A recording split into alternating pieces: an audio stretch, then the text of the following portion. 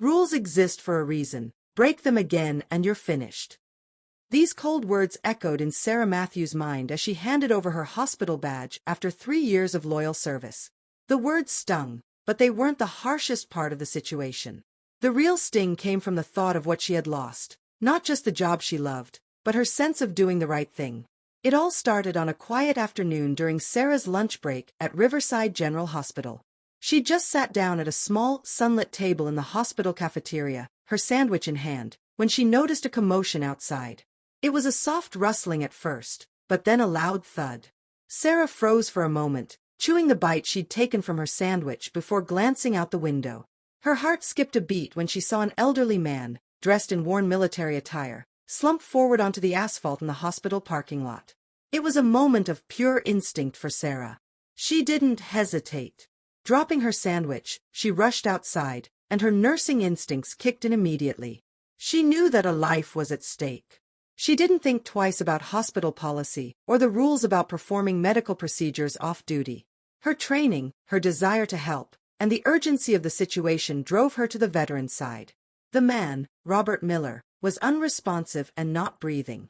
She immediately started chest compressions, calling out to anyone nearby for help, but no one came. The parking lot was eerily quiet, and Sarah found herself alone with the veteran. With every compression, she felt the weight of time bearing down on her. She couldn't afford to stop. She couldn't leave him there to die.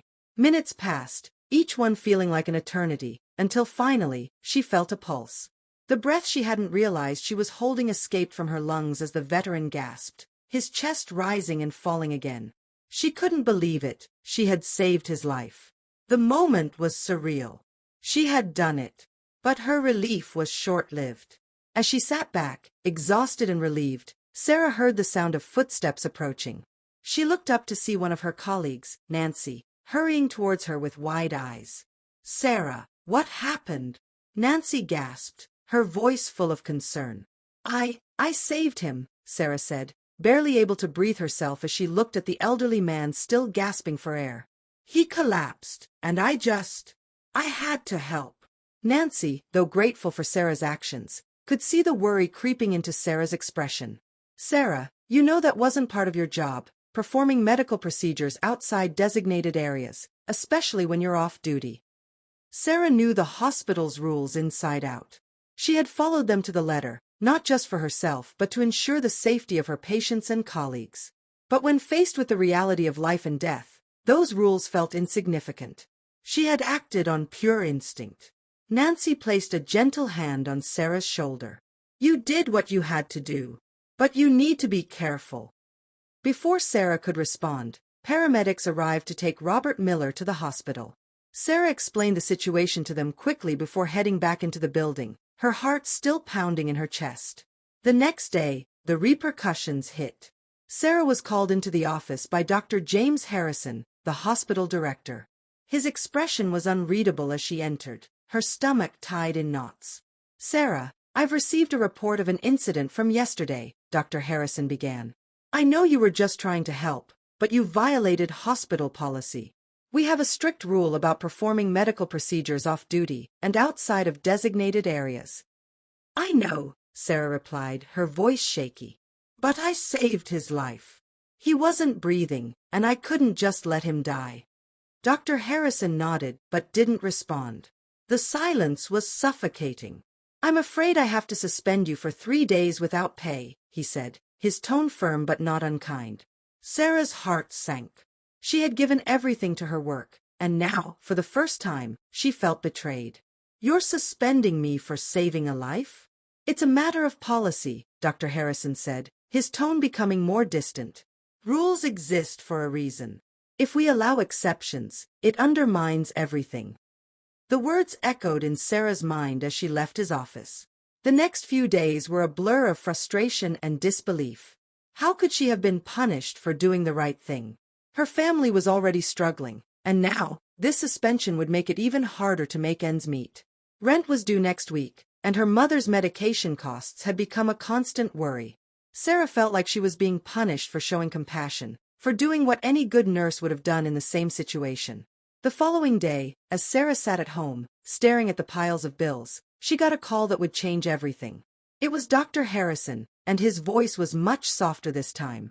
"I need to talk to you about what happened yesterday," he began. "I've had time to think about it, and I've been reviewing the situation." Sarah didn't know what to expect, but she was barely holding it together. She listened intently. "I watched the entire incident from my office window. You acted quickly and decisively, and you saved a life," Dr. Harrison continued. "I made a mistake. I should have recognized your judgment and your compassion. I've decided to reverse your suspension and will ensure you receive the 3 days of pay you lost." Sarah's breath caught in her throat. "But why? Why did you suspend me in the first place?" "I was focused too much on the policy and not enough on what was actually important. Your instinct, your care for the patient. I see now that you made the right choice, and I'm deeply sorry for doubting you," Dr. Harrison explained. Sarah felt a weight lift off her shoulders, but there was more to come. "I'd like to offer you an opportunity to interview for a clinical nurse leader position. It comes with a significant salary increase and would give you the chance to make a real difference in shaping patient care protocols." Sarah was stunned. This was more than she had ever hoped for, and it was everything she had dreamed of when she started her nursing career. An opportunity to influence change in the healthcare system she cared so much about. In the following weeks, Sarah not only returned to work, but she was also offered the clinical nurse leader position. She took on the responsibility with a renewed sense of purpose, eager to implement new policies that would allow for more compassionate decision-making in emergency situations, while still adhering to hospital protocol. Her experience not only transformed her career, but also strengthened her belief in the importance of human judgment. As a nurse, Sarah realized that while rules were important, it was the human heart that made the biggest difference in patient care. And it was that very heart, her compassion and quick thinking, that saved a life that day. The decision to offer Sarah the clinical nurse leader position felt like a dream come true, yet it also came with its own set of challenges. In the weeks following the reversal of her suspension, Sarah found herself filled with a sense of both purpose and trepidation. She had long admired the nurse leaders she'd worked under, those who set the tone for the entire floor, who had the power to influence both patient outcomes and staff morale. Now, she had the opportunity to do just that, but with great power came great responsibility. Her first few days back to work were a whirlwind of meetings, assessments, and introductions to her new role. Sarah had always been a go-getter, someone who prided herself on giving her best every day. But now she realized, her role was evolving into something much larger than simply caring for individual patients. She would be responsible for overseeing nursing teams, implementing new patient care protocols, and working directly with hospital leadership to improve operational efficiency. The change was not just in title but in the way Sarah had to think about her job. No longer could she focus solely on the patients in her care. She had to think about the bigger picture, how to streamline hospital procedures, improve communication between departments, and create an environment where nurses felt supported and empowered to make decisions on the front lines. It was a shift that required a different set of skills, a different mindset. At first, Sarah found herself feeling overwhelmed.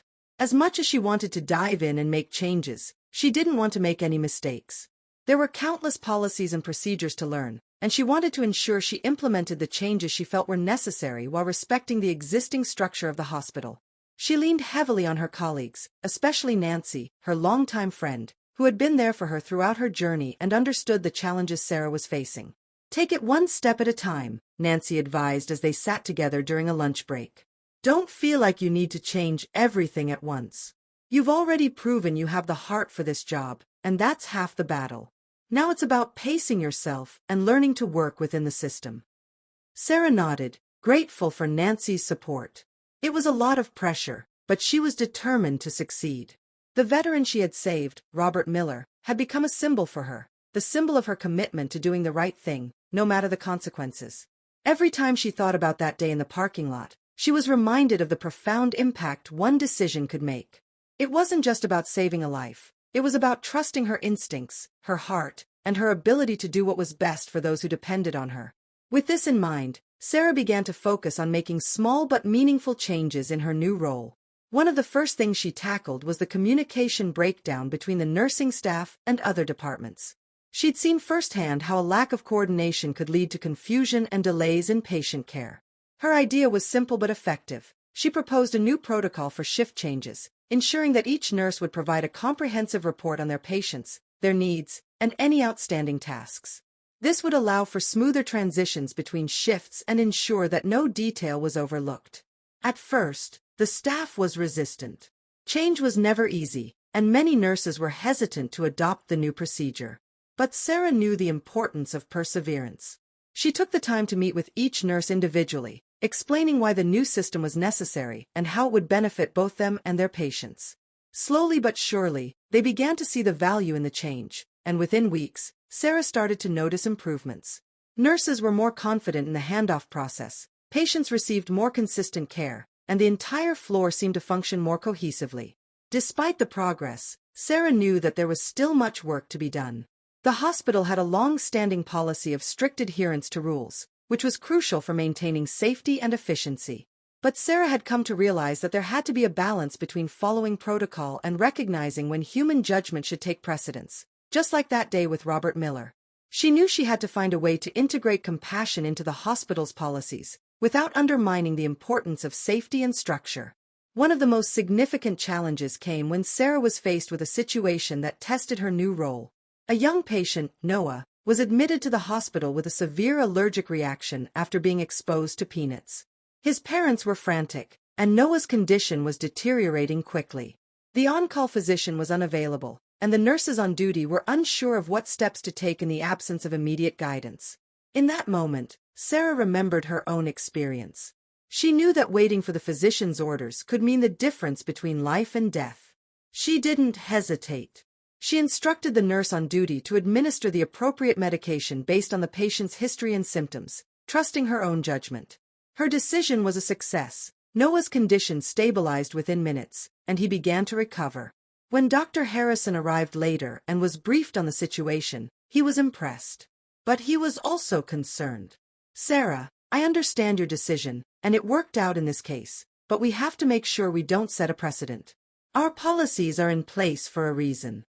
Sarah knew he was right, but she also knew that there had to be room for flexibility. "Dr. Harrison, I understand the importance of protocols, but sometimes we need to trust our instincts in emergency situations. If we follow the rules to the letter, we risk losing sight of the very thing we're here for, caring for our patients." Dr. Harrison took a deep breath, clearly conflicted. "I see your point, Sarah. Let's review the situation together and see if we can find a way to incorporate more flexibility without compromising safety." The conversation sparked a dialogue within the hospital that ultimately led to a revision of certain emergency protocols. Sarah's input was invaluable, and it became clear that her experience, both as a nurse and as someone who had experienced the consequences of breaking protocol, gave her a unique perspective on patient care.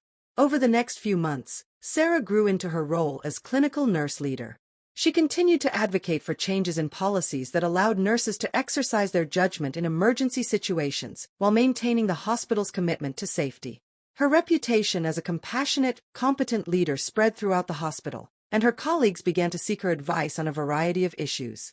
Sarah's journey from a nurse who had been reprimanded for acting on instinct to a leader who was shaping policy was nothing short of remarkable. She had learned that compassion was not a weakness, it was her greatest strength. By trusting her judgment and standing up for what she believed was right, she had transformed her career, earned the respect of her peers, and made a lasting impact on her hospital. As Sarah looked out over the hospital from her office window one evening, she couldn't help but feel a sense of pride. The road had been difficult, but it had been worth it. She had learned that being a great nurse and a great leader was not just about following the rules, it was about knowing when to challenge them in the name of humanity. And in the end, that made all the difference. Sarah's journey had only just begun. As she settled into her new role, she quickly realized that being in charge came with a host of new responsibilities and challenges. She was no longer just responsible for the well-being of her patients. Now, she had to ensure that her team was supported, that hospital policies were followed, and that changes were implemented effectively. The weight of this new role weighed heavily on her shoulders, but it was a weight she was determined to carry. Her first major project as clinical nurse leader was to overhaul the hospital's emergency care protocols. It wasn't that the existing guidelines were flawed, they were thorough, detailed, and well-designed. But Sarah had come to believe that in some critical situations, there was room for improvement. There had to be a balance between patient safety and the ability for healthcare professionals to make snap decisions when the situation demanded it. Her experience with Robert Miller, and later with Noah, had reinforced her belief that nurses, with the right training and guidance, should be empowered to act decisively in emergencies. Sarah knew she needed support from Dr. Harrison and other senior leaders, so she began drafting a proposal that would include updated guidelines that allowed for more flexibility in emergency situations. She knew it wouldn't be easy. Changing hospital policy was always a slow, bureaucratic process, but Sarah wasn't the type to back down. She had already proven that she was willing to challenge the system when it was necessary, and she was prepared to do so again if it meant improving patient care. In the meantime, Sarah spent countless hours talking to her colleagues, nurses, doctors, and other medical staff, gathering their feedback and concerns about the current policies. What she found was that most of them agreed with her but were hesitant to speak out for fear of facing repercussions. Sarah's reputation as a compassionate leader helped to change that. As she listened to the stories and frustrations of her colleagues, she was able to see just how deeply ingrained the fear of breaking protocol was, even when common sense suggested otherwise. One afternoon, while sitting in her office reviewing patient care statistics, Sarah received a call from Robert Miller, the veteran she had saved months earlier. His voice was shaky but filled with gratitude as he thanked her for giving him a second chance at life. His words meant more to Sarah than she could put into words. She had saved his life in that parking lot, but it was moments like this that made her realize just how important her work was. She had been through so much in the past year, suspended, reprimanded, and challenged in ways she never expected. But saving lives, hearing stories like Robert's, and making a tangible difference kept her going. "Sarah," Robert said, his voice thick with emotion, "I don't know what would have happened if you hadn't been there that day. I've got so much left to give, and I'll never forget what you did for me." His gratitude was a reminder of why she had become a nurse in the first place: to help others, to make a difference, and to be a source of comfort and healing for those who needed it most. In that moment, she felt more certain than ever that she was on the right path. As Sarah continued to refine her proposal for the new emergency protocols, she also began to foster deeper relationships with her team. She knew that being a good leader meant listening to her staff, supporting them, and recognizing their individual strengths. She made it a point to celebrate small victories, whether it was a successful patient outcome, a team member going above and beyond, or even just showing appreciation for the hard work that often went unnoticed. She knew that a motivated, respected team was the foundation of good patient care, and she was determined to make sure her team felt heard and valued. The day of her presentation to the hospital's leadership team arrived, and Sarah felt the weight of the moment. She had poured her heart and soul into the proposal, hoping it would spark change. Dr. Harrison was present, along with several department heads, including the chief medical officer and the head of nursing. The room was filled with anticipation as Sarah stood before them, ready to make her case. She began by recounting the incidents that had led her to challenge the current protocols: Robert Miller's collapse in the parking lot and Noah's allergic reaction. She described how, in those critical moments, she had relied on her training and intuition to make life-saving decisions. She acknowledged that policy was important but emphasized that in emergency situations, nurses needed to have the confidence to make decisions that could save lives, even if it meant bending the rules. "Good healthcare is about making decisions that are in the best interest of the patient," Sarah said, her voice steady and clear. "But it's also about trusting the judgment of the people who are on the front lines. We have the training, we have the knowledge, and we have the compassion to do what's right. We need to empower our staff to act when it matters most." There was a long silence in the room after she finished speaking. Sarah's heart raced as she waited for feedback. Dr. Harrison was the first to break the silence. "Sarah, I can't deny the truth in what you're saying. We've always followed protocol, but maybe it's time we reevaluate how rigid those protocols need to be in certain situations." The conversation that followed was productive and open, with several of Sarah's colleagues agreeing with her perspective. There were concerns, of course, about the potential for liability and patient safety, but Sarah was ready to address those. She had done her homework and was prepared to offer solutions. The discussion was respectful, and by the end of the meeting, it was clear that her proposal was not just going to be heard, it was going to be implemented. Over the next several weeks, Sarah worked closely with the leadership team to refine the new protocols. They created a pilot program that would allow nurses more autonomy in emergency situations while ensuring that patient safety was not compromised. The program was launched on a trial basis, and Sarah was there every step of the way, helping to monitor its success and adjust as needed. As the months passed, the new protocols began to yield positive results. Nurses were more confident in their decision-making, and patient outcomes improved as a result. Sarah's leadership was lauded by her colleagues, and the hospital began to see a cultural shift toward valuing human judgment alongside policy. Sarah's bold decision to challenge the status quo had not only saved lives but had also improved the overall quality of care at Riverside General Hospital.